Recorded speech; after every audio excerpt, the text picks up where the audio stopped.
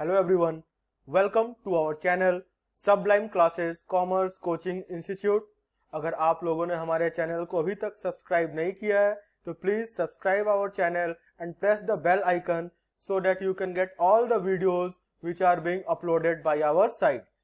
इस चैनल पे बेसिकली मैं class 11th commerce, class 12th commerce, BCom और नेट जेआरएफ कॉमर्स के वीडियोस अपलोड करूंगा, तो प्लीज हमारे चैनल को सब्सक्राइब करिए और अपने फ्रेंड्स के साथ भी शेयर करिए ताकि जो भी वीडियोस हम अपलोड करें वो आप उसे देख सके। आज के इस लेक्चर में हम बात करेंगे क्लास 11th माइक्रो इकोनॉमिक्स का एक chapter that is theory of demand. Theory of demand बात आती है, सबसे पहले हम बात करते हैं सर डिमांड क्या होता है, व्हाट इज डिमांड। तो बेसिकली डिमांड के लिए 3-4 एलिमेंट्स का होना जरूरी है। सबसे पहला एलिमेंट जो हमें चाहिए that is quantity of a commodity. दूसरा, कंज्यूमर का विलिंगनेस होना चाहिए किसी सामान को खरीदने के लिए। तीसरा, हमें गुड्स की प्राइस पता होनी चाहिए। And fourth, demand is being done at a particular period of time. एक एक करके हम डिटेल में चीजों को समझते हैं। हमने कहा demand refers to quantity of a commodity. हम डिमांड किसकी करते हैं? किसी भी कमोडिटी के क्वांटिटी की डिमांड कर रहे होते हैं।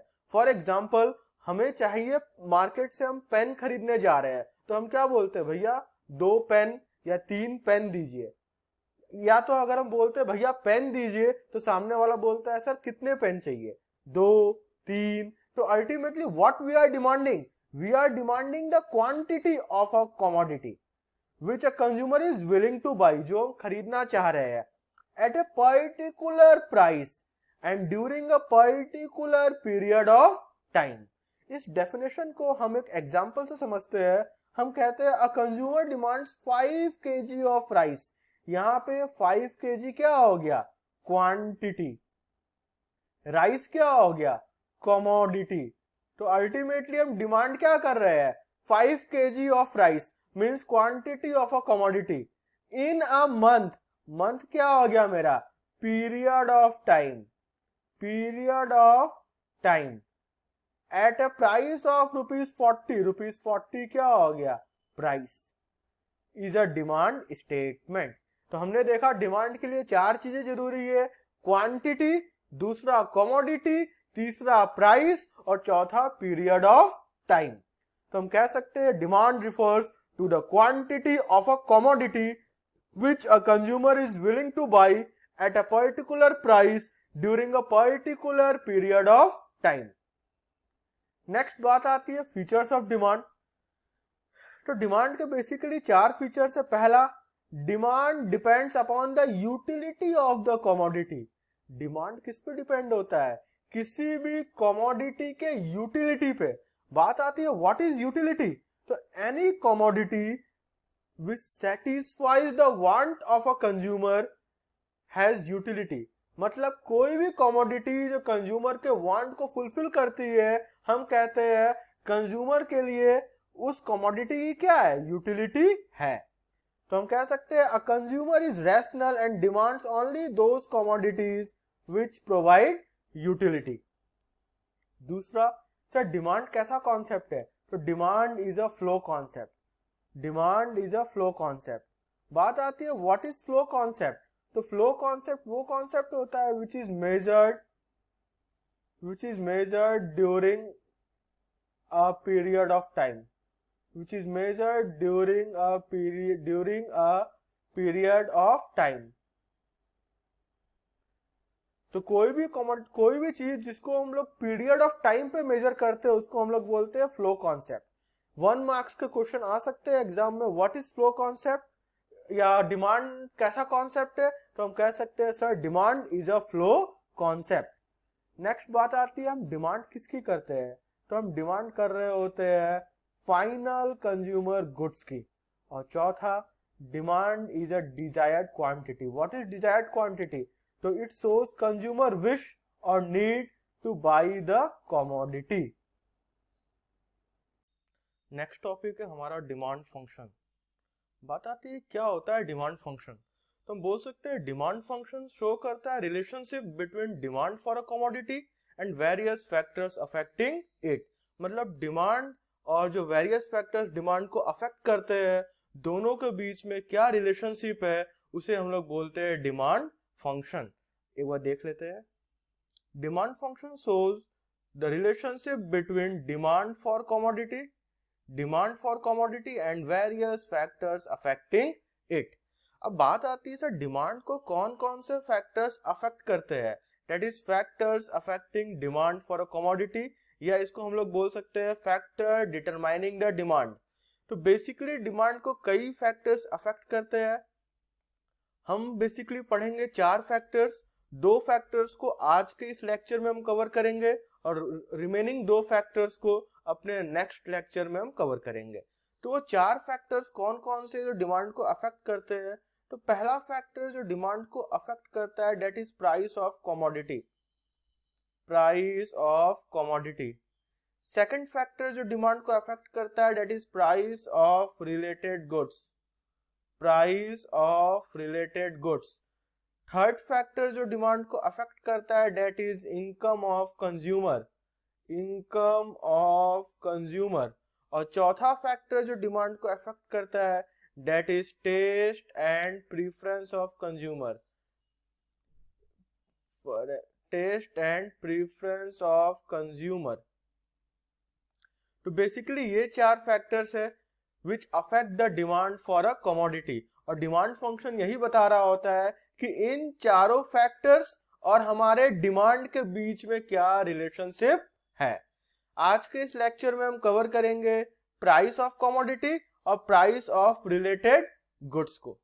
आइए देखते हैं एक एक करके। पहला फैक्टर जो हमारा डिमांड को अफेक्ट कर रहा है that is the price of commodity. बात आती है sir how does price of a commodity affect the demand. तो जब भी किसी गुड्स की प्राइस इंक्रीज होती है, whenever the price of goods increases, being a consumer, हम उसकी डिमांड क्या करते हैं, डिक्रीज कर देते हैं। और जब भी किसी गुड्स की प्राइस डिक्रीज होती है तो कंज्यूमर उसकी डिमांड क्या करता है, इंक्रीज कर देता है, other things remaining constant, other things remaining constant. ये अदर थिंग्स क्या होता है, इसे हम अपने नेक्स्ट लेक्चर अप में कवर अप करेंगे। बस अभी आप ये जान लीजिए पहला फैक्टर डिमांड को जो अफेक्ट करता है वो क्या होता है, price. Sir how does price affect, तो when the price of a commodity increases its demand decreases, and when price decreases demand increases. और हम कह सकते हैं हमारे प्राइस और डिमांड में कैसा रिलेशन है, तो सर हमारे प्राइस और डिमांड में इनवर्स रिलेशन है। कैसा रिलेशन है, इनवर्स। सर कैसे इनवर्स, जब एक बढ़ रहा है तो दूसरा घट रहा है और एक घट रहा है तो दूसरा बढ़ रहा है। तो आइए देखते हैं पहला factor, if the price of a commodity will increase then its demand will decrease, and vice versa. Vice versa का मतलब होता है opposite, and other things remaining constant. Next factor जो हमारे डिमांड को अफेक्ट करता है that is price of related goods. Sir related goods 2 तरह के होते हैं, 2 तरह से अफेक्ट करते हैं, एक इन केस ऑफ सब्स्टिट्यूट गुड्स और एक इन केस ऑफ कॉम्प्लीमेंट्री। मैंने यहां लिखा है related goods are of 2 types, substitute goods and complementary goods. एक एक करके डिटेल में समझते हैं क्या होता है सब्स्टिट्यूट गुड्स और क्या होता है कॉम्प्लीमेंट्री गुड्स। तो नाम ही से पता चलता है सब्स्टिट्यूट का मतलब क्या होता है, जिसे हम एक दूसरे के प्लेस पे यूज कर सकते हैं। फॉर एग्जांपल आप लोग क्रिकेट मैच देखते होंगे, तो क्रिकेट मैच में जो 12th मैन होता है उसे हम लोग सब्स्टिट्यूट प्लेयर बोलते हैं। उसका रोल क्या होता है कि अगर 11 प्लेइंग मेंबर्स में से कोई भी हर्ट हो गया, किसी को भी चोट लग गई, तो वो उसको क्या कर रहा होता है, सब्स्टिट्यूट कर रहा होता है, या हम कह सकते हैं रिप्लेस कर रहा होता है। तो वैसे ही सब्स्टिट्यूट गुड्स भी होते हैं। सब्स्टिट्यूट गुड्स वो गुड्स होते हैं जो एक दूसरे के प्लेस पे यूज होते हैं। We can say substitute goods are those goods which are used in place of each other. For example sir, तो for example tea और कॉफी, for example टी और कॉफी, या तो हम चाय पियेंगे या तो हम कॉफी पियेंगे, और वी कैन से पेन और पेंसिल, व्हीट और राइस, पेप्सी और कोका कोला।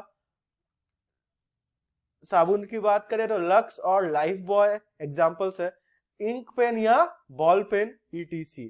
तो ये हमारे सब्स्टिट्यूट गुड्स के एग्जांपल्स है, वो goods which are used in place of each other. या तो हम चाय पियेंगे या तो हम कॉफी पियेंगे, दोनों एक साथ हम कंज्यूम नहीं करते। या तो हम इंक पेन से लिखेंगे या तो हम बॉल पेन से लिखेंगे, हम दोनों पेन से एक साथ राइट नहीं करेंगे। तो उन गुड्स को हम लोग बोलते हैं सब्स्टिट्यूट गुड्स। नेक्स्ट देखिएगा, ये बहुत ही इंपॉर्टेंट कॉन्सेप्ट्स है ये दोनों कॉन्सेप्ट्स, और एग्जाम्स में सब्स्टिट्यूट गुड्स पे केस स्टडी या क्वेश्चंस 3 मार्क्स के आते हैं, बहुत ही इंपॉर्टेंट है, डिटेल में बता रहा हूं। तो सब्स्टिट्यूट गुड्स होप सबको क्लियर होगा। नेक्स्ट समझिएगा, सब्स्टिट्यूट गुड्स का केस में, in case of substitute goods there is direct relationship between price of substitute goods and demand for other goods. 1 marks में क्वेश्चन आ सकता है, सब्स्टिट्यूट गुड्स के केस में कैसा रिलेशन होता है? तो डायरेक्ट रिलेशन होता है, किसके बीच? Price of substitute goods and demand for other goods के बीच। सर ये कैसे होता है, उसे हम एक एग्जांपल से कवर अप करते हैं। मान लीजिए 2 केस। पहला, when the price of substitute goods rises, when the price of substitute goods rises, for example लीजिए, एक एग्जाम्पल के साथ मान लीजिए, एक एग्जाम्पल है, ये टी है और एक कॉफी की शॉप है। टी का प्राइस और क्वांटिटी और कॉफी की प्राइस और क्वांटिटी। फॉर एग्जाम्पल टी का प्राइस 10 है और उसे कंज्यूम 20 लोग कर रहे हैं, कॉफी का भी प्राइस 10 है, कंज्यूम 20 लोग कर रहे हैं। अब अगर टी का प्राइस बढ़ेगा, फॉर एग्जाम्पल चाय अब 15 का हो गया, तो ये बताइए जो लोग चाय पी रहे थे वो अभी भी चाय पियेंगे या उसमें से कुछ लोग शिफ्ट हो जाएंगे कॉफी की तरफ? सर उसमें से कुछ लोग शिफ्ट हो जाएंगे, क्योंकि हम या तो चाय पिए या तो कॉफी पिए, बोथ आर सब्स्टिट्यूट। सारे शिफ्ट नहीं होंगे बट कुछ लोग शिफ्ट हो जाएंगे। जब चाय 10 से कितने का हुआ, 15 का हुआ, तो कॉफी की डिमांड 20 से कितनी हो गई? कॉफी की डिमांड 20 से कितनी हो गई? 30। क्या कॉफी का प्राइस चेंज हुआ? नहीं, कॉफी का प्राइस सेम है, लेकिन कॉफी की डिमांड क्या हो, कॉफी की डिमांड क्या हो गई? इंक्रीज। तो हम कह सकते हैं सब्स्टिट्यूट गुड्स में कैसा रिलेशन है? Direct relation. सर कैसे?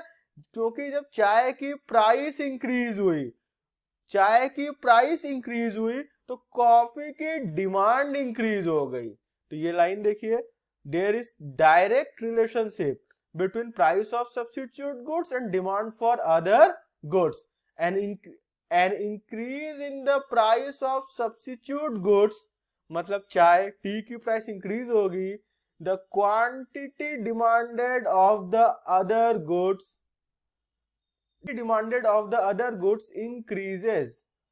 increases and vice versa. जब चाय की प्राइस बढ़ेगी तो कॉफी की डिमांड बढ़ेगी, और जब चाय की प्राइस घटेगी तो कॉफी की डिमांड घटेगी। क्यों? क्योंकि दोनों में डायरेक्ट रिलेशनशिप होता है। इसे हम एक डायग्राम से समझते हैं। डायग्राम से देखिए, sir when price of substitute goods increases, तो मैं यहां डायग्राम बना रहा हूं। 2 एक्सिस होते हैं हमारे, X axis and Y axis. X axis पे हम शो करेंगे क्वांटिटी को, यहां लिख दे रहा हूं क्वांटिटी को, और वाई पे हम शो करेंगे किसको? प्राइस को। फॉर एग्जांपल चाय की प्राइस को पी ले लीजिए, इसको क्यू ले लीजिए। जब चाय की प्राइस बढ़ेगी तो किसकी डिमांड बढ़ेगी? कॉफी की डिमांड बढ़ेगी। सर डायग्राम किसका बनाएंगे? तो हम डायग्राम उसका बना रहे होंगे जिसकी डिमांड अफेक्ट हो रही है। सर डिमांड किसकी अफेक्ट हो रही है? कॉफी की। कॉफी मान लो पहले 20 था, अब कितना हो गया? 30। तो 30 कुछ यहीं पे बनेगा हमारा। 30 कहां बनेगा? कुछ यहां पे बनेगा, ये। लेकिन टी कॉफी के प्राइस में कोई चेंज नहीं हो रहा है, तो ये मेरा डिमांड कर्व हो जाएगा, ये डी और ये D1। होप यहां तक सबको क्लियर है। दूसरा, when price of substitute goods falls, when price of substitute goods falls, जब सब्स्टिट्यूट गुड्स की प्राइस कम होगी तो अदर गुड्स की डिमांड भी क्या हो जाएगी, कम हो जाएगी। फॉर एग्जाम्पल, जब चाय सस्ता होगा तो कॉफी की डिमांड क्या होगी, कम हो जाएगी, क्योंकि जो कॉफी पीने वाले हैं वो भी कहां शिफ्ट हो जाएंगे, चाय के तरफ। क्लियर। तो अगर हम डायग्रामेटिकल बात करें तो कुछ डायग्राम ऐसे बनेगा, जब प्राइस फॉल होगी ये मेरा डिमांड और ये न्यू डिमांड हो जाएगा, ये मेरा P, ये Q1 और ये Q।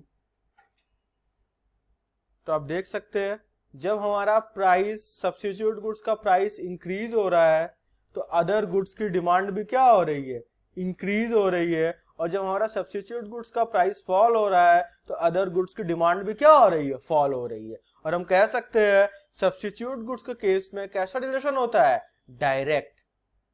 नेक्स्ट है हमारा कॉम्प्लीमेंट्री गुड्स। सर क्या होता है कॉम्प्लीमेंट्री गुड्स? तो complementary goods are those goods which are used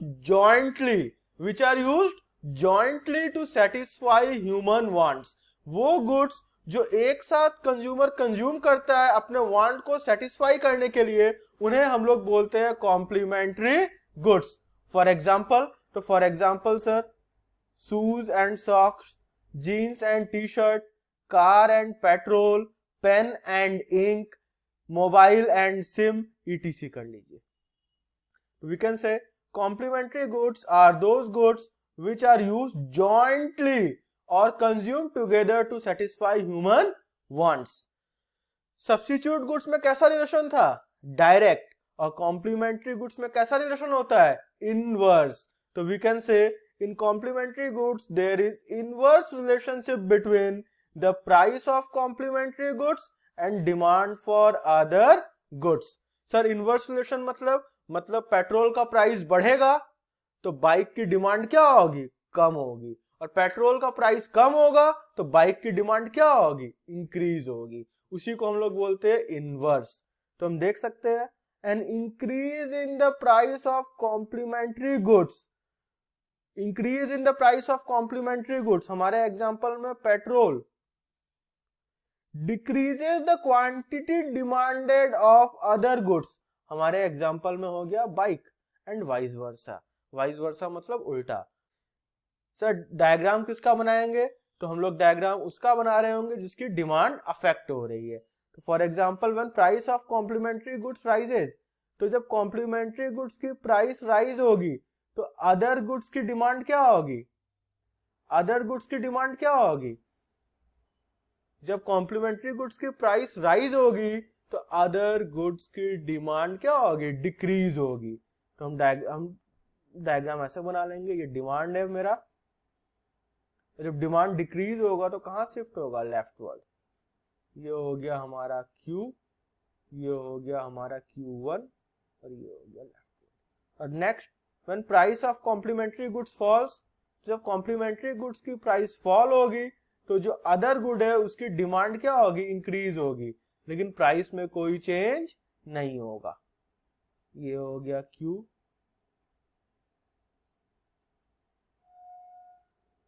ये हो गया Q1, ये हो गया D, ये हो गया D1। तो देखिए when price of complementary goods rises, demand for other goods falls. When price of complementary goods rises, demand for other goods falls, and when price of complementary goods falls, demand for other goods rises, और other goods के price में कोई change नहीं होगा। तो आज के lecture में बस इतना ही। नेक्स्ट लेक्चर में हम कवर अप करेंगे बाकी रिमेनिंग दो फैक्टर्स जो डिमांड को अफेक्ट करते हैं, और लॉ ऑफ डिमांड और assumptions of law of demand. Thank you.